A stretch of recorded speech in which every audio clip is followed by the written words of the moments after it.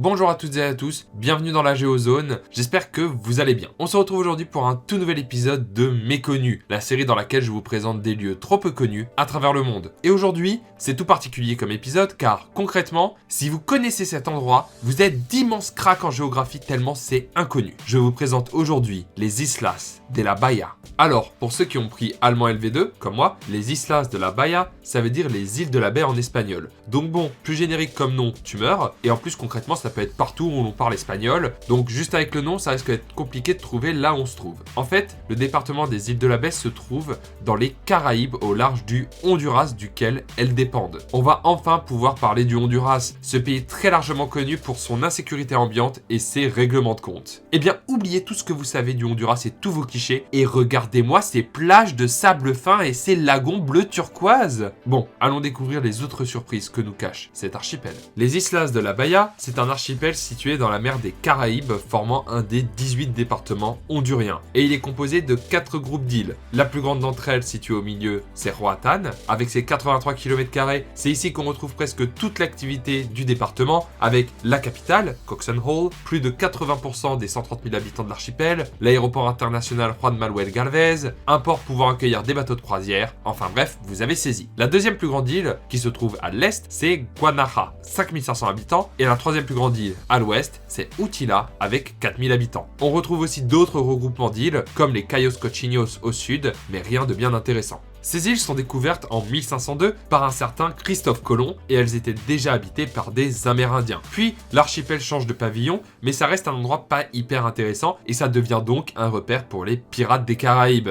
Mais les vrais cette fois-ci, pas Johnny Depp et consorts. D'ailleurs, on sait aujourd'hui que des pirates français se sont installés ici, vu que la troisième plus grande ville de Roatán s'appelle French Harbor. Ensuite, et parmi toutes les forces coloniales, ceux qui récupèrent les îles, ce sont les Anglais, entre 1643 et 1870. Et l'archipel sera une dépendance de la Jamaïque. Et lors de cette période, des Garifunas viennent s'établir sur l'île. Les Garifunas, en fait, c'est le métissage entre les autochtones des Caraïbes et les esclaves africains qui se sont évadés. Et ils ont une importance assez primordiale, vu qu'aujourd'hui, les habitants des îles de la baie parlent majoritairement anglais, alors qu'au Honduras, on parle généralement espagnol. Et à partir de 1870, il se passe quelque chose dont j'ai déjà parlé dans ma vidéo sur la Basse-Californie. Le fameux William Walker, grand flibustier américain, tente de conquérir des pays d'Amérique centrale à partir du milieu du 19e siècle, ce qui ne fera que de les renforcer dans leur autonomie. Bon, sauf au Nicaragua où Walker aura pris le pouvoir avant de se faire tuer, enfin bref. Et donc les Anglais décident de rendre l'archipel au Honduras en 1870,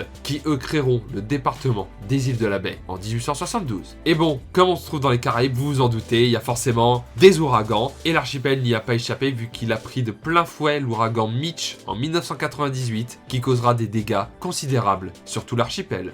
Bon, comme vous l'avez remarqué, ce n'est pas un endroit très connu pour les Européens. Cependant, les Islas de la Bahía sont surtout connus aux États-Unis. C'est un peu comme Aruba, dont on avait déjà parlé dans un autre méconnu. L'aéroport de l'archipel est directement lié aux États-Unis, permettant à de très nombreux touristes de visiter les îles. Roatán est le lieu d'arrivée de 30% des touristes venant au Honduras, avec annuellement environ 1,6 million de personnes. Mais pourquoi les îles de la baie attirent autant de monde alors que des îles avec des plages de ce style on peut en retrouver partout dans les Caraïbes? Tout simplement car l'archipel se trouve sur la barrière de corail mésoaméricaine, aussi appelée le Grand Récif Maya, qui est la deuxième plus grande barrière de corail du monde après celle qu'on trouve en Australie et qui va du Honduras jusqu'au Mexique en longeant tout le Belize. Et donc, comme vu lors de l'épisode du World Tour au Belize, les îles de la baie possèdent aussi des cays, qui sont des petits îlots coralliens. Et vous vous doutez que quand il y a des eaux turquoises et une barrière de corail, ça développe la plongée. L'archipel est connu pour ses très nombreuses spots de plongée à couper le souffle, et en cette période compliquée, ça donne vraiment envie d'y aller.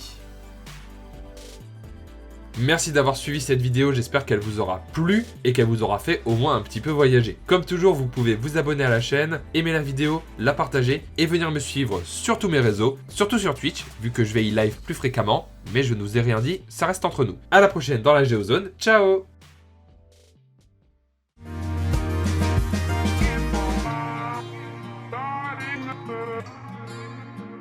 With